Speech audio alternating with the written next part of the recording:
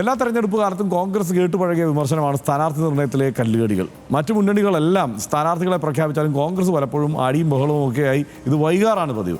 എന്നാൽ തദ്ദേശ തെരഞ്ഞെടുപ്പിലും മറ്റു ഉപതെരഞ്ഞെടുപ്പുകളിലും കാണിച്ച ജാഗ്രതയും സൂക്ഷ്മതയും കോൺഗ്രസിൽ നിന്ന് ഈ ഘട്ടത്തിൽ എല്ലാവരും പ്രതീക്ഷിച്ചിരുന്നു എന്നുള്ളതാണ് കാര്യം.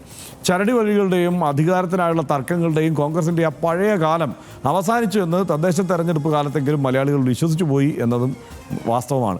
പക്ഷേ നിയമസഭാ തെരഞ്ഞെടുപ്പായതോടെ വീണ്ടും യഥാർത്ഥ കോൺഗ്രസ് തിരിച്ചു വന്നിരിക്കുന്നു. 10 വർഷത്തെ ഇടവേളയ്ക്ക് ശേഷം അധികാരത്തിലെത്താൻ അരയും തലയും മുറുക്കി എല്ലാവരേക്കാളും മുന്നിൽ പ്രചാരണവുമായി ഇറങ്ങേണ്ടവരായിരുന്നു കേരളത്തിലെ കോൺഗ്രസ്. അവരാണ് സ്ഥാനാർത്ഥികളെ പ്രഖ്യാപിക്കാൻ സാധിക്കാതെ ഡൽഹിയിൽ തന്നെ തുടരുന്നത്.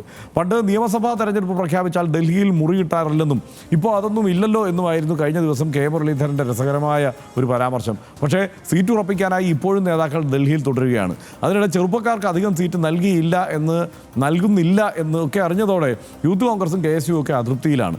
ആ വാർത്തയും പുറത്തു വന്നിട്ടുണ്ട്. ജനങ്ങൾ ജയിപ്പിച്ചുവിട്ട MP-മാർ ലോക്സഭ അടുത്ത് നിയമസഭയിലെ തെരഞ്ഞെടുപ്പിൽ മത്സരിക്കാനെത്താൻ ഒരു സീറ്റിനായി കാത്തു കിടക്കുന്നു എന്നുള്ള അവസ്ഥ സങ്കടകരമാണ്. അധികാരത്തിൽ തിരിച്ചെത്താൻ അഹോരാത്രം പണിയെടുക്കേണ്ട ഘട്ടത്തിൽ സ്ഥാനാർത്ഥി പ്രഖ്യാപനം പോലും വൈകുന്നത് UDF-ന് തിരിച്ചടിയാകുമെന്ന കാര്യത്തിൽ സംശയമില്ല.